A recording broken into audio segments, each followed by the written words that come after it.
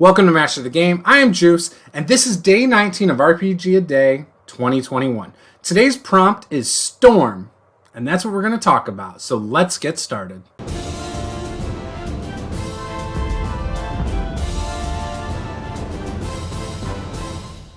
If this is your first time here, smash that subscribe button, give us a like, and if anything in this video inspires you or motivates you, please leave a comment below. Today's word is storm. That's what we're going to be talking about. Now, I have some really neat dice that are weather dice, and occasionally I roll up a storm.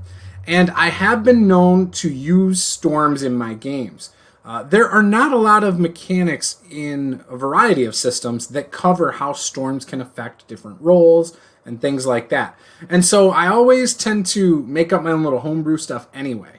You know, in D&D 5e, for example, you have some rules there, like how to handle vision and travel speeds and, a variety of things. But I always like to add my own traps. I'll do like traps in it. And for example, that could be, a tree falling or, lightning or whatever. You can input anything from nature into it, a tornado, things like that. And so one of the things, for example, I've done is in our old Forgotten Throne campaign, I said there was a storm going on and the players were walking around on muddy paths. And as they were walking, I had a tree get thrown at the players.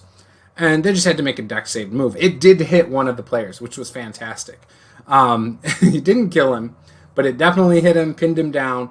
Hurt his character a lot. They had already just woken up from a long rest, so the fact that depleted some of his hit points was just wonderful before even having a real encounter that day. I think he would probably debate that tree was a pretty serious encounter, though. But yeah, I always like putting things like this into my games.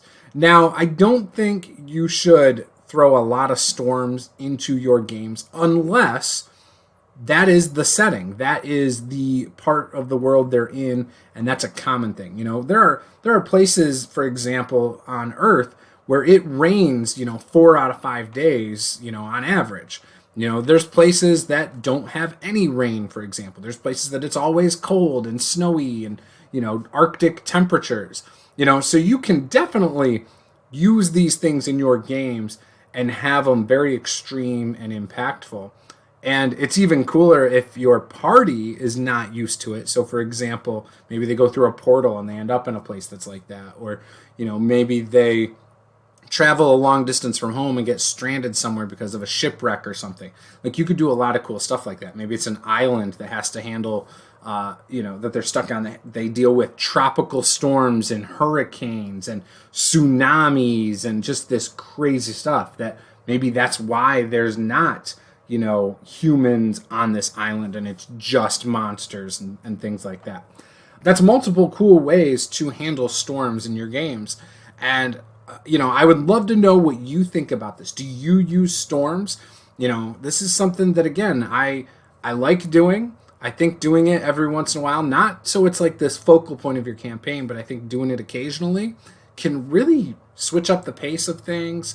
And make them feel like this is a dangerous world, and not just because of monsters or villains. Like, in general, it is a hard to survive in world.